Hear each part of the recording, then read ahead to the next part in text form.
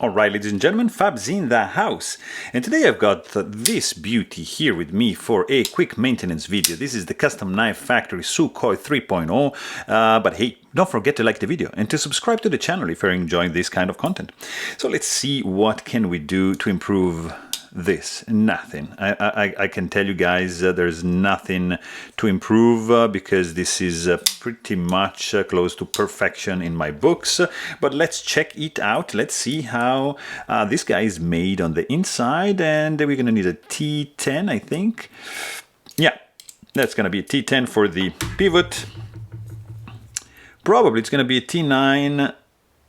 No, this is gonna be a T8 for the handles. Yes, let's do this. Let's start from the heel of the blade. Just take this out, and then this guy also out, like so, and that's two done. Just take your T10, undo the pivot like so. There's a nice pivot collar here that comes off like that. Alrighty, and then this scale should just pop out like this. And then you have, I think, another T8 on the inside. There you go. That's one. And that's two. And here you can actually admire something pretty unique. This scale should just pop out like so. All right. So this is I think it's a 4-inch long blade. It's fantastically done. Look at the milling of the liners. Yeah. This is ridiculously skeletonized in a nice way. It looks really, really good. But here you have, of course, your blade. That's fine. But then you have your spacer, which is just not a spacer. It's look at this. It's a Zirc spacer with titanium purple, violet anodized liners.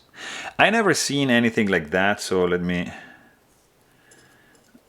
just remove the blade first, because we have uncaged bearings.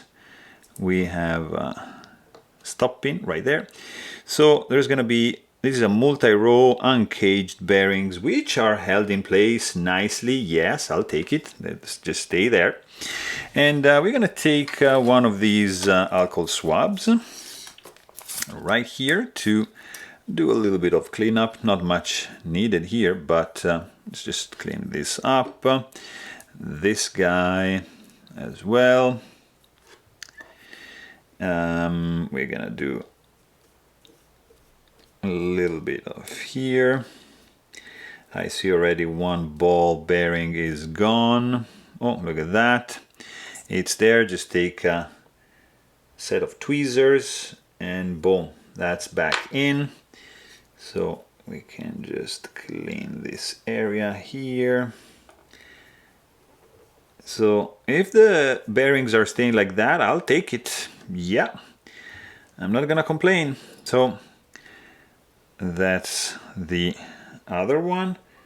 And let's just do this like that. Beautiful. I'm not gonna say anything. I've been lucky. So this guy can go right back like that. Here we can use just a little bit of like a micro tiny drop of 85 weight nano oil on the detent ball, and then this guy can go in. This guy can go in as well. We want the stop pin to be in as well, like so. This guy needs to go back in its position, which is this one, and then scales, they go back. So just align that from the back, from that, and let's just align everything like so. And then we can just use, this is the right one, I think, and then let's just screw back together these beautifully Internally skeletonized liners, titanium bronze anodized. Beautiful, guys, like really I'm impressed.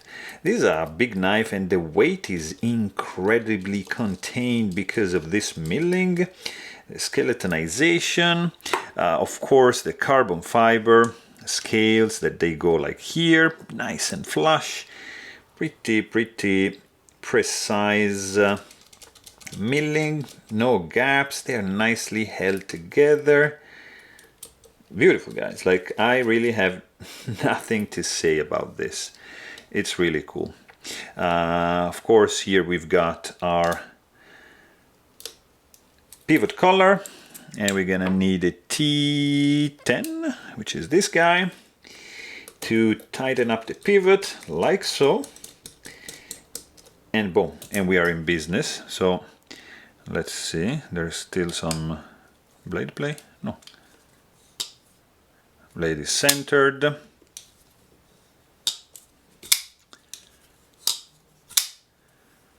Guys, I have not many words to describe how smooth this guy is. Look at this. Super cool. Fantastic. It reminds me a little bit the Shiro 111. But this is a little bit smoother, guys. It's crazy. Love it. Blade centered, no blade play. Just a gorgeous action. So there you have it. Hope you guys enjoyed this video. Please don't forget to subscribe. And thanks for watching. Stay tuned.